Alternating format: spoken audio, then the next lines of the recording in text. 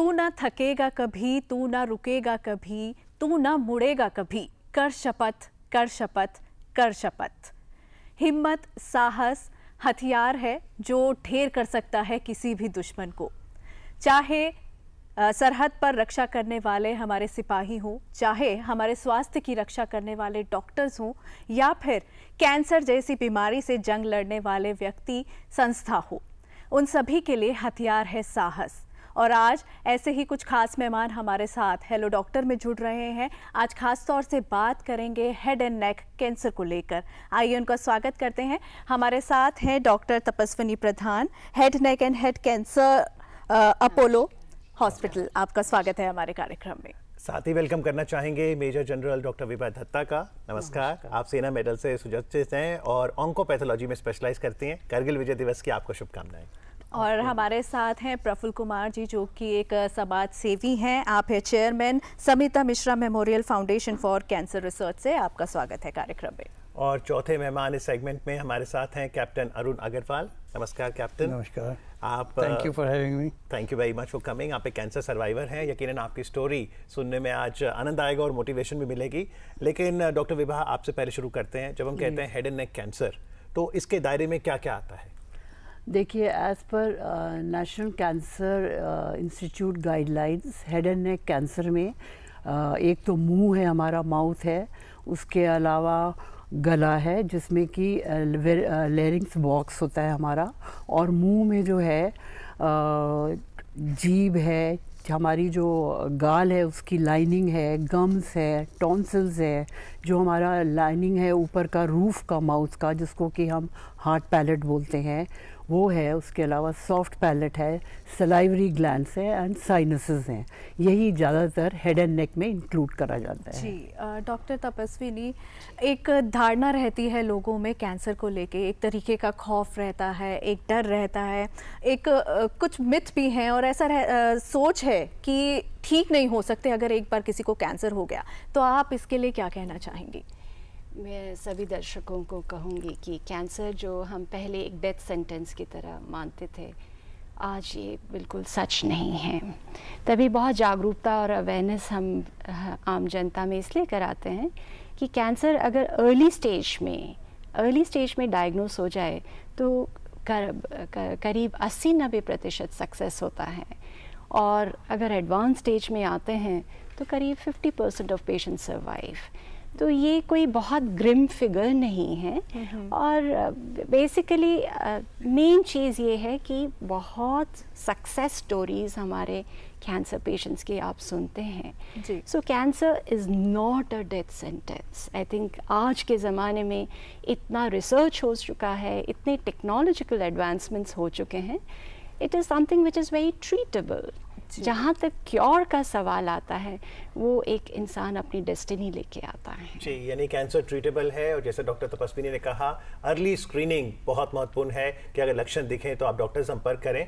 लेकिन जैसा डॉक्टर साहब ने कहा, बहुत सी सक्सेस स्टोरी है, तो एक सक्सेस स्टोरी तो आज डीडी मॉर्निंग शो में हमारे साथ है। अरुण जी, जब आपको आर्मपिट में लिम्फोमा ये बताया गया और उसके बाद फिर टंग में भी दिक्कत आई, तो पहली बार जब डॉक्टर ने बताया तब क्या इमोशन थे, और फिर कैसे ये यात्रा एक सफल यात्रा रही? देखिए, एज अ शिप्स क्रू, नाविक होने के नाते मैंने इसको ये समझा कि ये भी एक दुश्मन है और इससे एकदम हेड ऑन कोलिजन किया जाए, बजाय इसके कि घबरा कर घर में बैठ गए। जी। और मेरे केस में कुछ गलत डायग्नोसिस भी हुआ। Initially it was diagnosed as tuberculosis, तो 1 साल का नुकसान हो गया मुझको गलत ट्रीटमेंट करते हुए। मगर फिर भी जो हेड ऑन कोलिजन का जो एक चीज़ है वो बहुत ज़रूरी है। और जब भी आपको अपनी बॉडी में कोई ऐसा सिग्नल मिले कि कुछ बदलाव रूटीन में, बॉडी वेट में change, some other, when you are taking shower, आपने अपने बदन को देखा, कोई lymph node, some asymmetrical behavior of your body, और हम सब लोग व्यावसायिक तौर पे बिज़ी रहते हैं, मगर हमें सबको टाइम निकाल कर डॉक्टर के पास अवश्य जाना चाहिए। जी। और अर्ली डिटेक्शन और ट्रीटमेंट और हेड ऑन कोलिजन, ये एक बहुत ज़रूरी चीज़ है जी। और घबराना का कोई इसमें स्कोप नहीं है, ना आवश्यकता है। बिल्कुल घबराने की ज़रूरत नहीं है। और यहाँ पर अर्ली ट्रीटमेंट, अर्ली डायग्नोसिस की बात हो रही है, तो हमारे साथ प्रफुल्ल कुमार जी जुड़े हुए हैं। आपने अपनी वाइफ को कैंसर के चलते खोया है, गलत ट्रीटमेंट, गलत डायग्नोसिस उसका कारण रहा, तो क्या कुछ रहा उस दौरान और किस तरीके से फिर आपको पता चला कि उपचार पहले हो जाता तो ठीक था? वो कैप्टन साहब की ये बात बड़ी अच्छी लगी हमें कि वो भी एक गलत डायग्नोस के शिकार हुए और 1 साल तक बाद पता चला कि वास्तव में उन्हें कैंसर है।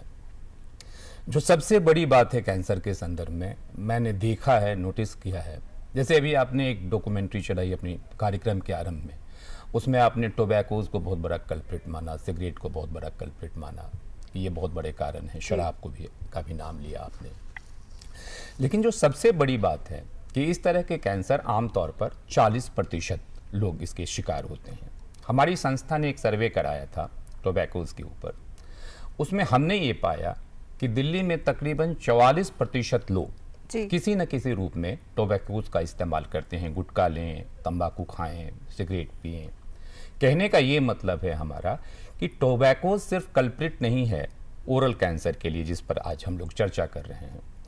हिंदुस्तान में बहुत सारी जो भी हम हवा लेते हैं वो भी पॉल्यूटेड है, जो खाना खाते हैं पेस्टिसाइड से भरा है, तो कैंसर के कारक तो हर जगह मौजूद हैं, उसमें कोई कमी है नहीं।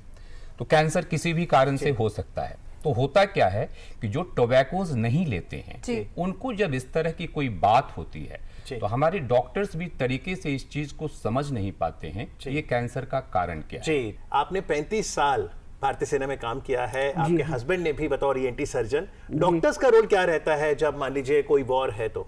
डॉक्टर्स का 2 बहुत ही मुख्य रोल है। एक तो है कि प्राथमिक चिकित्सा, फर्स्ट एड जो दिया जाता है जब भी किसी को गोली लगती है या स्प्लिंटर इंजरी है या ब्लीडिंग हो रही है, तो पेशेंट जो होता है वो सीधा डॉक्टर के पास आता है और डॉक्टर जो होता है वो करीब बैटल जोन से करीब 800 मीटर दूर होता है पीछे। तो वहाँ पर जो फर्स्ट कॉन्टैक्ट पेशेंट का होता है आफ्टर इंजरी, ये डॉक्टर होता है। दूसरा जो बहुत मेजर रोल है डॉक्टर का, वो है उनका मनोबल बना के रखना, उनका मोटिवेशन। अगर उनको गोली लग जाती है और उनके सामने अगर डॉक्टर आ जाता है तो उनका एकदम से मोटिवेशन हो जाता है फिर से लड़ने को। इतनी पेट्रियाटिज्म होती है वहाँ पर कि आप वो लड़ने को फिर से तैयार हो जाते हैं। अगर पट्टी बंधी है और उनसे कहा जाता है कि आप अभी नहीं लड़ सकते हैं, लेकिन उनमें ये जान रहती है कि हम फिर से वापस जाएंगे। इस प्रकार का मोटिवेशन डॉक्टर्स लाते हैं वहाँ पर।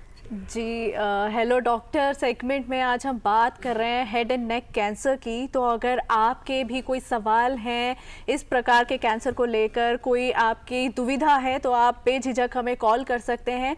हमारा नंबर नोट कर लीजिए, 0011 हमारा कोड है और नंबर है 23097532। 011 दिल्ली का STD कोड और नंबर है 23097532। डॉक्टर तपस्विनी, अगर किसी को हेड एंड नेक कैंसर होता है तो शुरुआती लक्षण क्या होंगे कि वो उसको पहचाने और आपके पास आए, डॉक्टर के पास? जो शुरुआती लक्षण है वो निर्भर करेगा कि कौन से साइट से ओरिजिन कर रहा है। तो हेड एंड नेक कैंसर सबसे कॉमन जो हमारे देश में है वो है ओरल कैंसर, यानी कि मुंह का कैंसर। मुंह के कैंसर में या तो कोई ग्रोथ होगा या नॉन हीलिंग अल्सर होगा या ओरल ब्लीडिंग होगा, या दांत जो है बिना किसी कारण के लूज़ हो रहे हैं या जबड़े खुलना, मुंह का खुलना कम हो रहा है। और पेन जो फैक्टर होता है यानी कि दर्द, वो कई लेट आता है। तो अधिकतर मरीज़ इंतज़ार करते हैं कि कोई मुझे ऐसा कोई सिम्टम नहीं है, दर्द जब तक नहीं होता है तब तक नहीं आते हैं। दूसरा पोर्शन है कुछ जैसे टंग के हैं या टंग के पीछे का हिस्सा है, तो उसमें आपके बोली में फ़र्क आता है। नाक में अगर कैंसर हो तो nasal obstruction, nasal bleeding, sinuses में अगर हो आपको साइनसाइटिस के फीचर्स हैं। बट एक चीज़ जो मैं इस प्रोग्राम में कहना चाहूँगी, कैंसर हमेशा सिम्टम्स के साथ नहीं भी आता है। जैसे थायराइड के कैंसर हैं या सलाइवरी ग्लैंड के कैंसर्स हैं। कहा भी जाता है थायराइड ग्लैंड में पेशेंट मौत भी हो जाती है और उसको पता भी नहीं होता कि कभी कैंसर भी रहा था। सो कुछ कुछ ऐसे कैंसर्स हैं जो कि सिम्टम्स नहीं होते हैं. दैट इज़ वाई वी से स्क्रीनिंग इज़ वेरी इम्पॉर्टेंट. तो हर साल किसी कुछ उम्र के बाद हर किसी को स्क्रीनिंग ज़रूर करवाना चाहिए. जी, लेकिन जब स्क्रीनिंग की बात करते हैं डॉक्टर विभा, हमने देखा है बहुत से कैंसर्स की स्क्रीनिंग होती है, जैसे ब्रेस्ट कैंसर. यस. अगर हेड एंड नेक कैंसर की बात करें तो क्या स्क्रीनिंग होती है, और फिर अगर लक्षण नहीं नज़र आ रहे तो फिर मैं अपने आप स्क्रीनिंग कैसे कराऊं?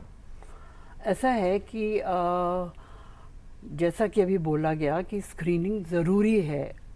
ब्रेस्ट कैंसर, सर्वाइकल कैंसर में स्क्रीनिंग होती है. इतना हमारे देश में ओरल कैंसर के बारे में स्क्रीनिंग के ज़्यादा बात नहीं करी जाती है.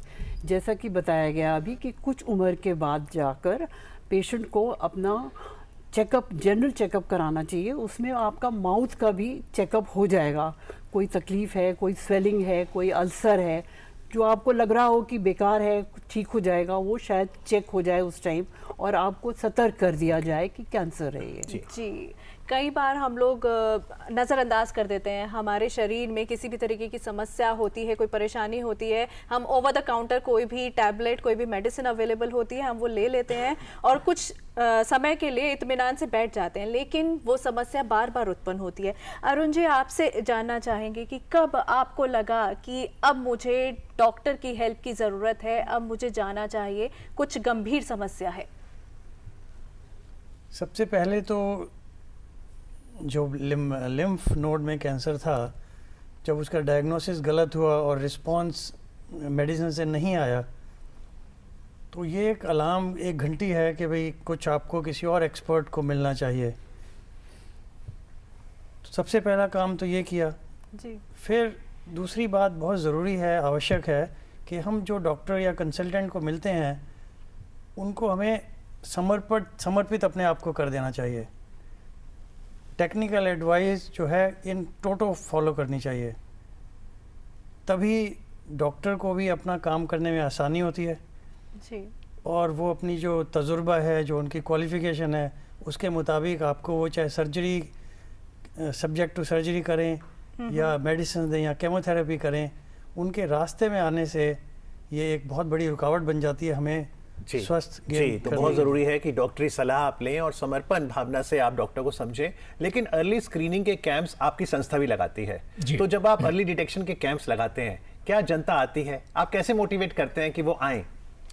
इसके लिए मेहनत करना पड़ता है, क्योंकि होता क्या है कि हमारी एक मैगज़ीन भी है, कैंसर भगाओ के नाम से. तो कितनी बार क्या होता है, जब वो मैगज़ीन्स हम घर घर देते हैं तो कितनी बार वो पार्क में फेंका हुआ मिलता है, कि लोगों में ये एक भ्रम है कि अगर कैंसर की मैगज़ीन हम पढ़ेंगे तो हमें कैंसर हो जाएगा. कम से कम उन तबकों में जो मतलब अनऑथराइज्ड कॉलोनीज़ हैं, विलेजेस हैं, गांव हैं, इवन मिडिल क्लास में भी, तो उनको मोटिवेट करना पड़ता है. जैसे डॉक्टर तपस्विनी हैं, ऐसे हमारे बहुत सारे मित्र हैं जो कि अपने हॉस्पिटल्स के माध्यम से इस डिटेक्शन कैंप में आते हैं, लेक्चर देते हैं. तो सबसे पहले हमारी जो ग्रुप्स की महिलाएं होती हैं ब्रेस्ट कैंसर के केस में और ओरल के कैंसर के केस में, आम लोग कोई भी उन घरों में जाते हैं, उनको मोटिवेट करते हैं कि देखो कैंसर कैंप में शामिल होने से किसी को कैंसर नहीं होता. हाँ, अगर कोई संभावना है तुम में कैंसर होने की तो उसे रोका जा सकता है. और इस तरीके से हम उनको मोटिवेट करके उस दिन लाते हैं और तकरीबन एक कैंप में 150-200 आदमी का स्क्रीनिंग हो पाता है, चाहे वो मैमोग्राफी के थ्रू हो या ओरल कैंसर के लिए हो. जी.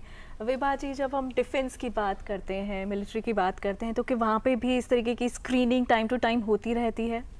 हमारे यहाँ हर एक अफसर की साल में एक बार हमें अपना पूरा मेडिकल चेकअप, वेट से लेकर हाइट एंड पूरा बीपी, अल्ट्रासाउंड, प्रेगनेंसी अगर है लेडी को तो डिक्लेयर करनी पड़ती है और सब कुछ, मतलब एक साल में ज़रूर एक बार करना पड़ता है. वो बिल्कुल ऑफिशियल है, उसके बिना आपकी पर्सनल जो फाइल है आर्मी में वो आगे नहीं बढ़ेगी. ये बहुत ही ज़रूरी है. जी, इस समय झारखंड चलते हैं जहां से दिनेश जी हैं फोन लाइन पर. हेलो दिनेश जी. नमस्कार, अपना सवाल पूछिए. जी नमस्कार डॉक्टर साहब. नमस्कार. हाँ, अपना सवाल पूछिए. गले में ना पिछले 1.5-2 महीने से दर्द हो रहा है और मेरे हाथ से भी कई बार मेरी जीभ कट जाती है. तो क्या ये कैंसर के, ओरल कैंसर के सिम्टम्स हैं क्या? आपकी उम्र कितनी है? 40 साल. डॉक्टर तपस्विनी. नाम क्या था? दिनेश जी। हाँ, नमस्कार दिनेश जी। देखिए ऐसा है, अगर ये सिम्टम्स आपके 1-1.5-2 महीनों से हो रहा है, आपका फ़र्ज़ बनता है कि आप ज़रूर एक स्पेशलिस्ट को दिखाएं। हर एक सिम्टम कैंसर के लक्षण नहीं होते, तो इस भय कि ये कैंसर हो सकता है मैं नहीं जाऊं, तो ये थोड़ा सा समझदारी की बात नहीं होगी। हो सकता है ये सिंपल इन्फेक्शन भी हो।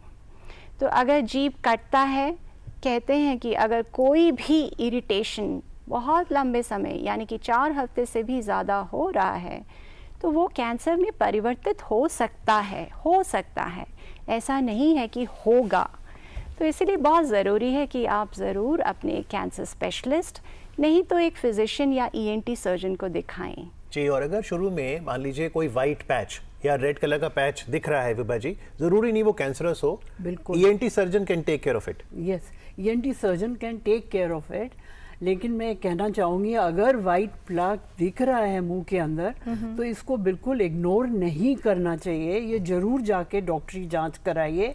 जब तसल्ली हो जाए आपको, तब आप बैठ जाएंगे। जांच में आप क्या ब्लड टेस्ट होता है? क्या नहीं, जांच ब्लड होती है? टेस्ट नहीं होता है। उससे हम थोड़ा सा टुकड़ा देंगे और उसको लैब में भेजा जाता है, और उस लैब में जाके वो पैथोलॉजिस्ट होता है, वो उसको माइक्रोस्कोप के नीचे जांच करते हैं और उसके हिसाब से फिर बताते हैं कि वो कैंसर है कि नहीं। तो ये बायोप्सी हुई। बायोप्सी और एक जो लिक्विड बायोप्सी है, लिक्विड बायोप्सी आजकल सबसे ट्रेंड में चली हुई है। लिक्विड बायोप्सी बहुत ही सरल तरीके से हो जाती है, और इसको हम रिपीट भी कर सकते हैं।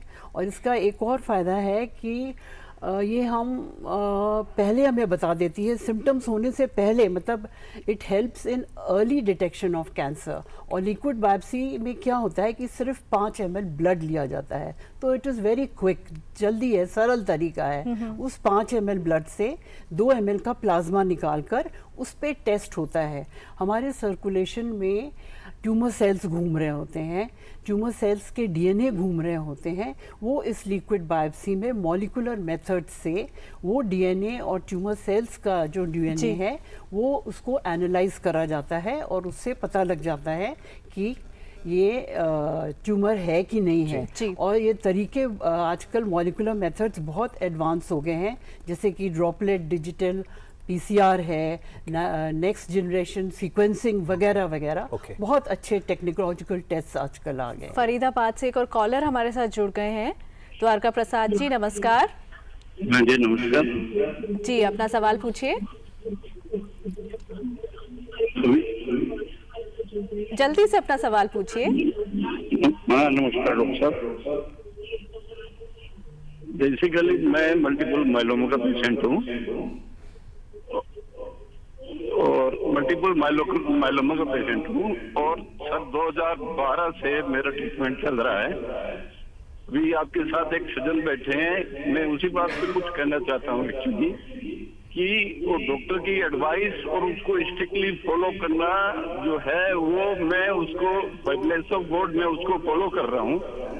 और अब तक नॉन स्टॉप, क्योंकि ये नॉन क्योरेबल डिजीज है, तो मुझे पूरी स्टडी की है मैंने, और मैं अपना उसका ट्रीटमेंट करवा रहा हूँ। आज भी मुझे कीमोथेरेपी के लिए जाना भी तैयार हूँ।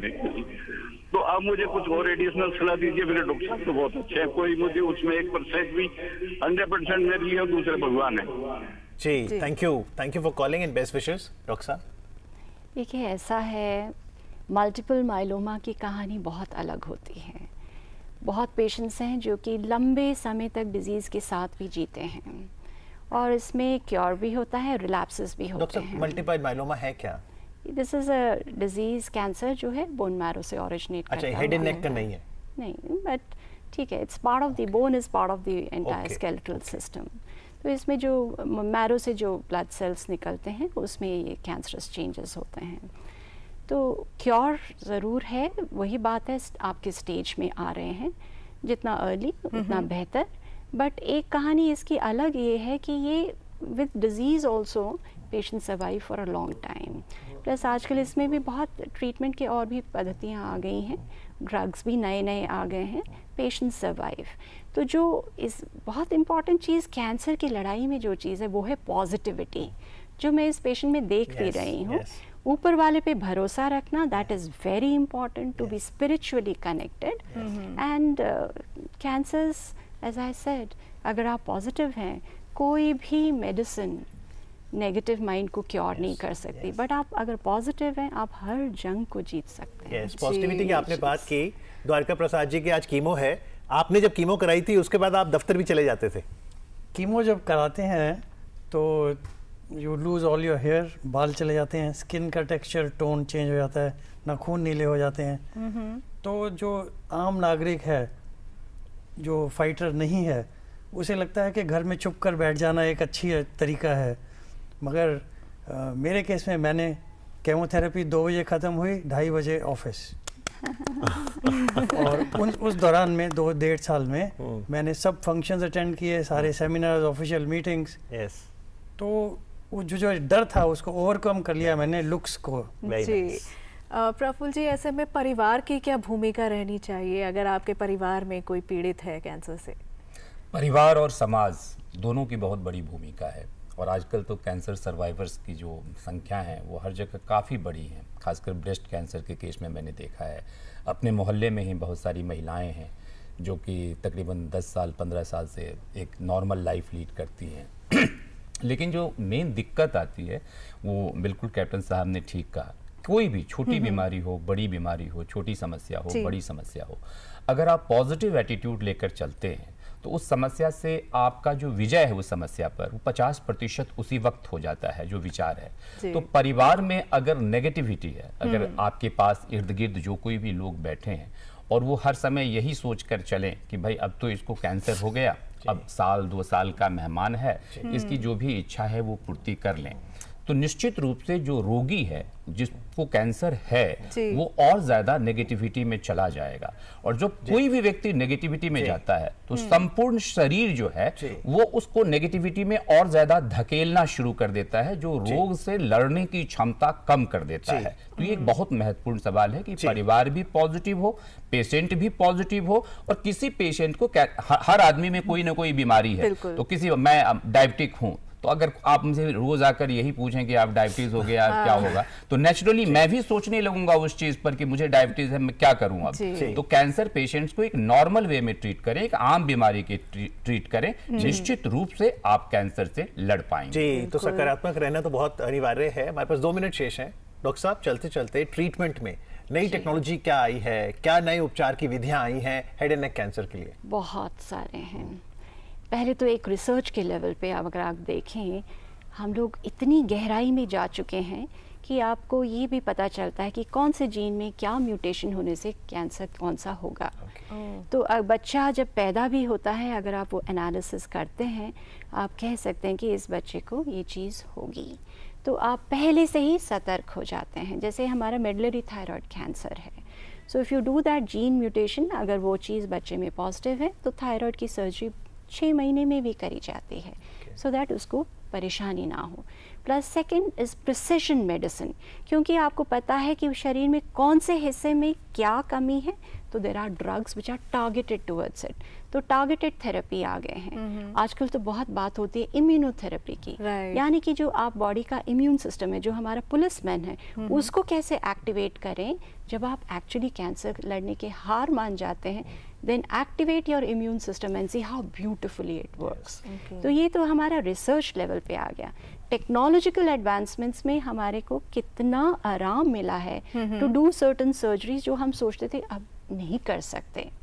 तो उसमें हमारे देखिए we have got better microscopes, telescopes आ गए, लेजर्स आ गए, and now what you hear is robotics.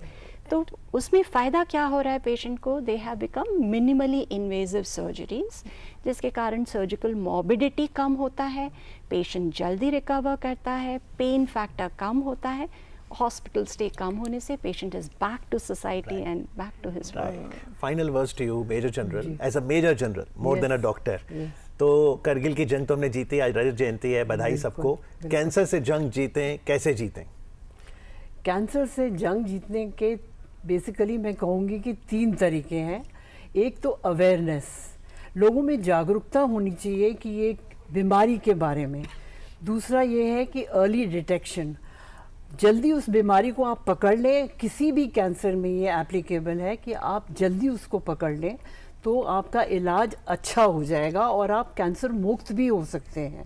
और तीसरा ये है कि आपको सही जगह अपना इलाज कराना चाहिए, सही जगह अपना डायग्नोसिस कराना चाहिए, ट्रीटमेंट सही जगह कराना चाहिए, आप बिल्कुल कैंसर मुक्त रहेंगे। और सबसे लास्ट वाली बात एक और मैं ऐड करना चाहूँगी कि जैसा कि कहा गया अभी, positivity is very very important. High morale, I have seen patients who come back laughing saying आपने बोला था कि मैं 6 महीने जीऊंगा, ये रही मैं और मेरा परिवार। तो देख के बहुत खुशी होती है। They defy our science. It's very good. Very nice. And it's interesting also to note that smoking, since it's one of the factors for head and neck cancer, cigarette पे तो लिखा है ना, cigarette smoking is injurious to health. Now we'll also have similar warning in Ireland, being the first nation where they will give this warning also on alcohol. January 26th. January they 26th. start. Yes. 70 more nations will follow within 2 years. Yes. So let's hope our lifestyle is also right. We have a positive attitude. हर कार्यक्रम में आकर ये बताने के लिए कि हम cancer से जंग कैसे जीत सकते हैं, आप चारों मेहमानों का बहुत बहुत आभार। Thank you very much. Thank you. Thank you.